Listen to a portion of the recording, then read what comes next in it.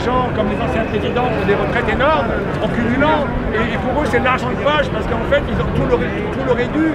Et en plus, ces gens-là, excusez-moi, mais ils nous ont menti aussi comme M. Macron. Donc on est vraiment dans une colère effroyable. Et heureusement qu'il y a la joie d'être ensemble dans la rue avec tous.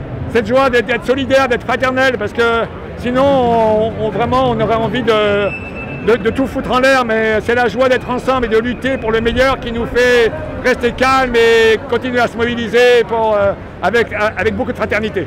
On est ici pour les retraites parce qu'il y a beaucoup de gens qui ont du mal à vivre avec leur petite retraite. Et donc quand on pense à la dame qui avait très peu la Colombelle et deux églises que M. Macron a rabroué en lui disant « Madame, on ne se plaint pas », on ne peut être que révolté. Et donc c'est important de se mobiliser pour avoir que tous et toutes aient des retraites dignes. Il y a beaucoup de gens qui ont du mal à vivre avec des retraites de très peu, de 300, 400, 500, et même avec 700, 800 ou 1000 ou un peu plus, on vit très mal.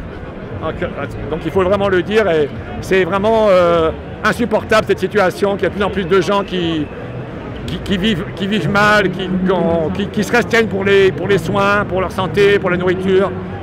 Vraiment là, c'est révoltant qu'on voit les fortunes par ailleurs qui sont faites sur le dos des peuples. C'est insupportable. Voilà. Bon, on est remonté contre M. Macron et son gouvernement. Évidemment, quand on voit sa politique qui est faite que pour les riches, ils volent les vieux pour donner aux riches. On ne peut pas le supporter, c'est scandaleux. Bah oui. Je suis retraité depuis 3 ans. J'ai travaillé 3 ans de plus que ce que j'aurais dû faire pour essayer d'avoir une retraite qui permette de vivre décemment. Et là, j'ai l'impression que je me suis fait avoir dans la mesure où on ponctionne sur des retraites comme la mienne, une certaine somme chaque mois par la hausse de la contribution sociale généralisée, par la baisse en fait de la retraite, puisque la retraite va être indexée, ne plus être indexée sur le coût de la vie. On va perdre rien que pour ça 1% de notre retraite l'année prochaine. Nous manifestons pour justement nos enfants, pour les actifs de demain, parce que nous considérons que les retraités ne sont pas des vaches à lait pour payer les déficits créés par le gouvernement. On est remonté parce que le en même temps, c'est vraiment, on est effectivement ponctionné nous, et en même temps les autres ne sont pas ponctionnés. La ministre du Travail va gagner 42 000 € de moins d'impôts, alors qu'avec la suppression de l'ISF pour les revenus financiers, c'est quand même pas normal que nous, on nous ponctionne de cette manière-là. J'étais professeur, j'ai travaillé pendant plus de 42 ans, ma femme touche 750 € de retraite. Moi-même, je touche une retraite correcte, heureusement, c'est-à-dire un peu plus de 2 000 €, ce qui permet de vivre, mais ce qui permet de vivre non pas en tant que riche, mais te permet de vivre normalement, sachant que nous aussi, on contribue pour les générations futures, puisqu'on a des enfants et qu'on les aide à mettre le pied à l'étrier. C'est un droit, on s'est tous battus pour l'avoir. Moi, je me bats pour les générations qui arrivent, parce que ce sera très dur pour eux. C'est bizarre, il y a des gens qui arrivent en France et qui ont droit à une retraite alors qu'ils n'ont jamais travaillé. Donc j'estime que nous avons travaillé, nous y avons droit. Je pense que c'est ma première bataille, mais ce ne sera pas la dernière. Et je pense qu'il faut dénoncer quand même ça, parce que tous nos politiques sont bien gentils, mais je pense qu'on ne vit pas du tout sur la même échelle. Et les premiers qui doivent se serrer la ceinture, c'est eux, parce que finalement c'est nous qui les élisons. Et notamment celui qui est en place à l'heure actuelle, eh bien, il a été élu, c'est vrai, mais pas par la majorité. 12%. Donc il doit écouter les Français qui sont particulièrement en colère. Ils sont taxés de tous les côtés. Il ne faut pas oublier que le gasoil va encore augmenter. Les taxes d'habitation, c'est pas pour tout le monde. Moi, je suis juste au plafond, donc je n'en bénéficie pas. Tout ça, c'est que du blabla. Et que ce soit lui ou que ce soit les prédécesseurs, ils sont tous pareils. Tous pareils. Donc aujourd'hui, moi, j'ai un droit et je le revendique, et j'espère qu'on sera encore plus nombreux la prochaine fois, parce qu'il faut vraiment se battre en France pour avoir ses droits. et c'est le droit d'asile de France qui leur permet à 65 ans d'avoir le droit à la retraite. Alors c'est un minimum, c'est vrai, mais moi je vois ma maman, elle a été commerçante et elle n'a même pas ce minimum. Donc je pense que c'est parfaitement injuste. Voilà, c'est ça mon développement. Donc s'il y a une retraite minimum pour certains, il doit y en avoir automatiquement une pour ceux qui ont au moins travaillé. Voilà. Oui, non, ma femme était agricultrice. 490 € par mois. Elle avait 500 €, Macron lui en a pris 10. Hein? Et les mutuelles ont doublé pendant 5 ans. On a été appauvris pendant 5 ans avec Hollande. Il a doublé le prix des mutuelles et il a bloqué les retraites. Et maintenant, lui, il nous diminue les retraites, Macron. Moi, j'ai fait 35 ans d'horaire décalé. Voilà. J'ai fait des journées de 11 h et je terminais aussi jusqu'à 2 h 30 du matin. Alors, vous savez, ma retraite, je ne l'ai pas volée. Par contre, les politiques, eux, volent leur salaire sur notre dos. Ça, il ne faut pas l'oublier. Vous savez, les politiques... Pénicaud qui va payer 44 000 € d'impôts en moins, d'impôts sur la fortune, et on prend 10 € à ma femme qui a 500 € de retraite. Mais c'est scandaleux. Ils sont pas malheureux, hein, puisqu'ils se représentent toujours. Je peux me permettre, par rapport aux actifs, le transfert, là, normalement la CSG c'était pour les actifs. Mais les actifs, ils ont également bénéficié de 2% de salaire moyen cette année. D'accord? Donc ça leur fait une augmentation nette de 1,80 plus 2. Et le retraité, il a perdu 1,80 et il a perdu l'inflation. Donc ça fait un différentiel de plus de 7% entre l'inactif et l'actif.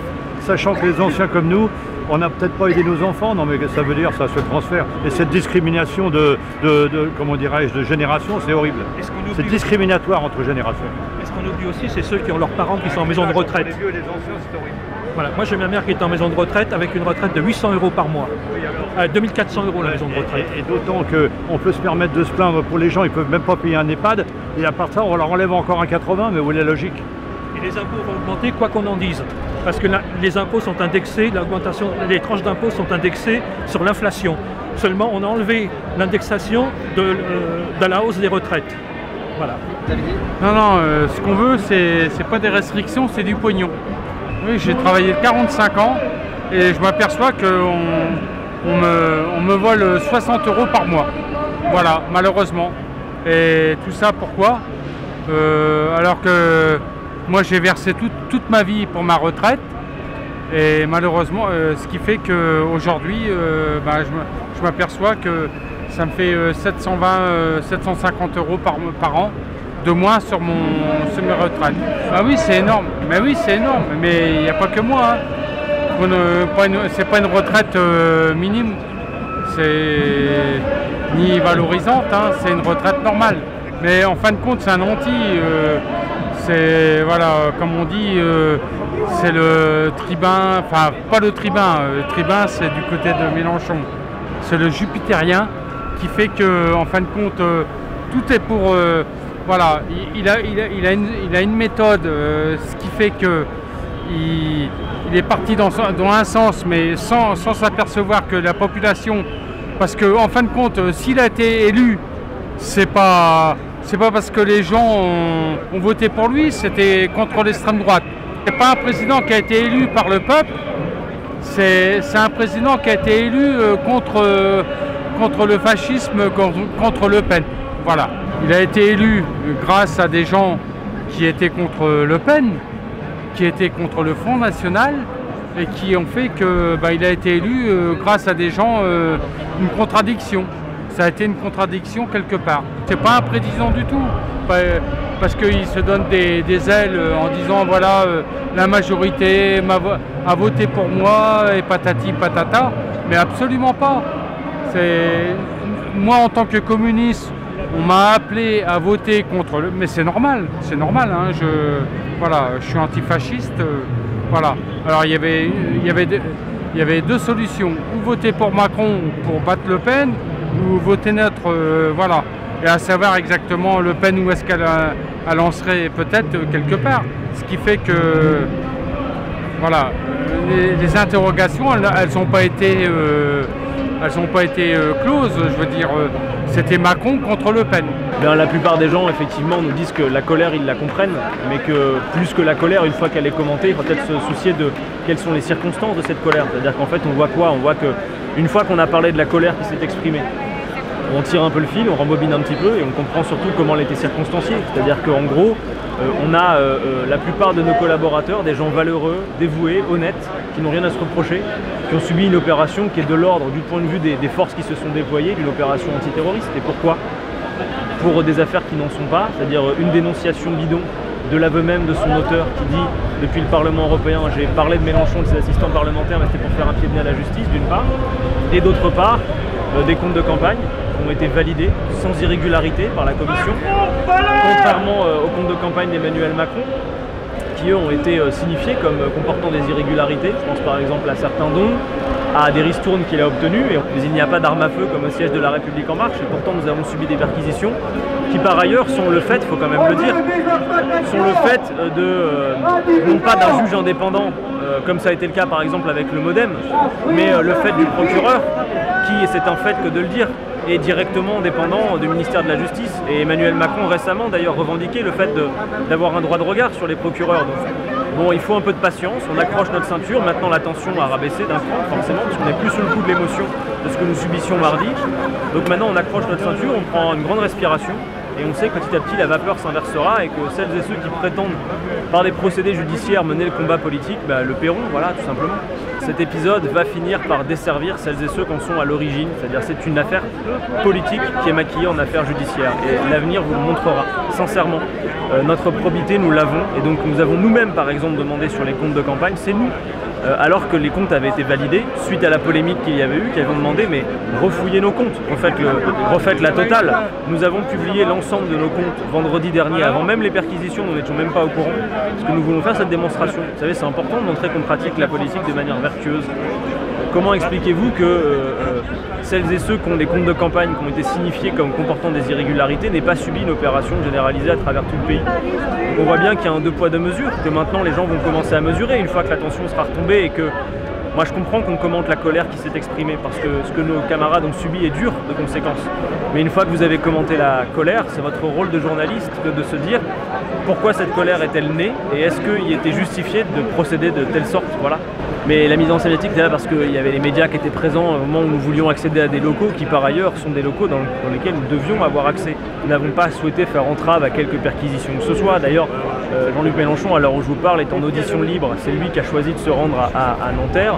Donc on n'a pas de difficulté avec ça. Nous, ce qu'on demande, c'est absolument pas de subir un traitement de faveur ou d'être considéré autrement que comme tout justiciable.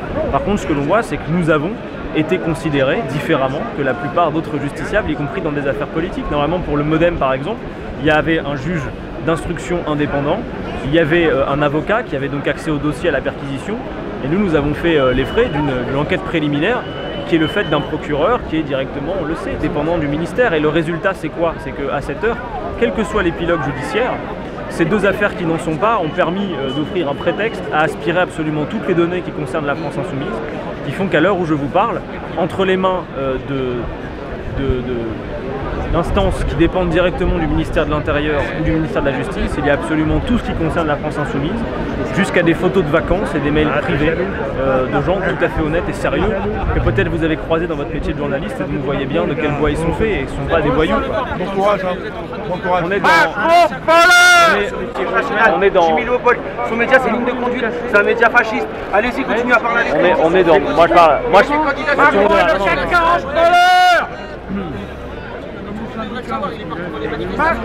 4 camps de l'heure. Bon courage. Les fachos, ils s'organisent avec eux. Rejoignez le PC. C'est courageux de ta part, on a de toi. Pour protester contre la politique de M. Macron concernant les retraités, parce qu'il nous appauvrit loi tous les jours. Il nous empêche de gâter nos petits-enfants puisqu'il estime que ça devrait revenir à la nation et on s'appauvrit d'année en année. Voilà. Donc on est parti à la retraite, on savait qu'on avait un certain budget pour partir et depuis ça fait que baisser, tout remonte autour de nous, donc on s'en sort plus. Alors si vous voulez monsieur, on serait d'accord et solidaire avec la nation à condition que tout le monde soit solidaire avec la nation et pas seulement la classe des retraités. Et c'est ce qui se passe actuellement. Voilà, bravo. On sent une certaine colère contre M. Macron. Ben oui, oui, tout à fait. Tout à fait. Ça ne descend pas. Ça ne descend pas. Merci monsieur. Merci infiniment.